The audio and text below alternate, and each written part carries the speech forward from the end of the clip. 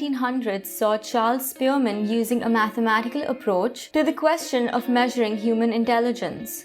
Using statistical factor analysis, Spearman identified G, a single underlying intelligence factor he believed accounted for the variety of observable abilities.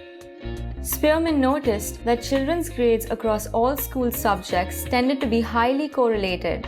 If a child did well in one subject, they generally also did well in another subject and vice versa. He devised factor analysis to measure the relationships between seemingly varied cognitive abilities and account for the correlations he saw between scores on different tests. He tested how well people performed on various tasks relating to intelligence. Such tasks include distinguishing pitch, perceiving weight and colors, directions, and mathematics. When analyzing the data he collected, he noted that those that did well in one area also scored higher in other areas. With this data, he concluded that there must be one central factor that influences our cognitive abilities. Spearman then termed this general intelligence G. The result was Spearman's two-factor theory, which attempted to show that all cognitive performance can be explained by two variables, one general ability, G, and the many specific abilities, S, it gave rise to. Later, however, further analysis showed that G alone was enough to explain the correlations between different tests. When people talk about IQ or intelligence, it's usually this general mental ability that they're referring to. Many researchers are currently using Spearman's form of intelligence testing in their current studies. Although not all of the studies are currently using Spearman's exact model for intelligence testing, they're adding some modern concepts to that study. Spearman described that there was a functional relationship between intelligence and sensory discriminatory abilities. Recent research has determined that there is an overlap between working memory, general discriminatory abilities, and fluid intelligence. His work has been built on, expanded, and linked to many other factors related to intelligence. This theory is still greatly present in today's modern psychology. Researchers are examining this theory and recreating it in modern research.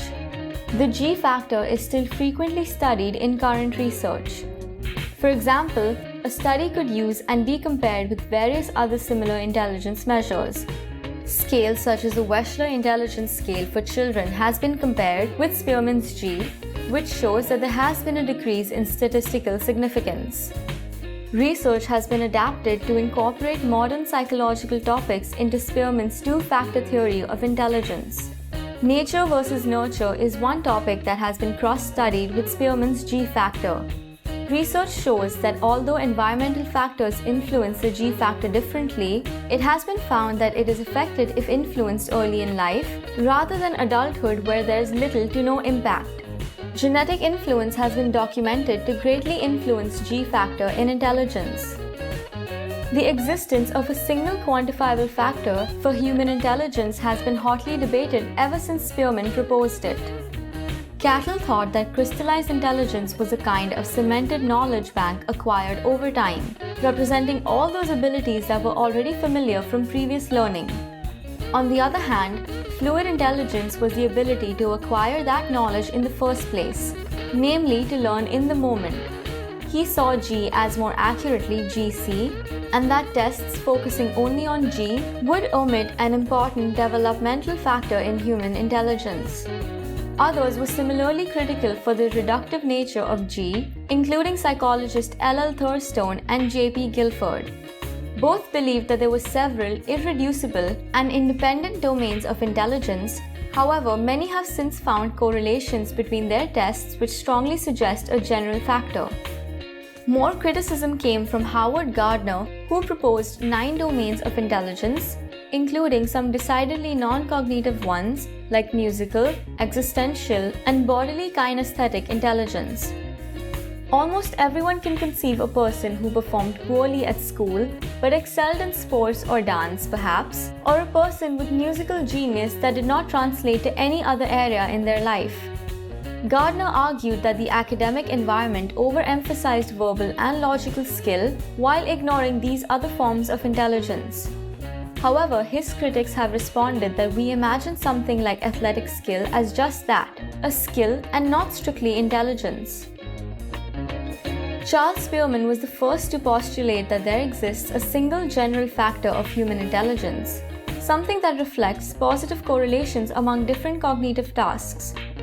Spearman's hypothesis states that the differences are a function of cognitive complexity. There tend to be large differences on subtests of high cognitive complexity and small differences on subtests of low cognitive complexity. The hypothesis has two formulations. The original formulation was that the magnitudes of the black-white differences in tests of cognitive ability positively correlate with the test's G loading. The subsequent formulation was that the magnitude of the black-white difference in tests of cognitive ability is entirely or mainly a function of the extent to which a test measures general mental ability or G.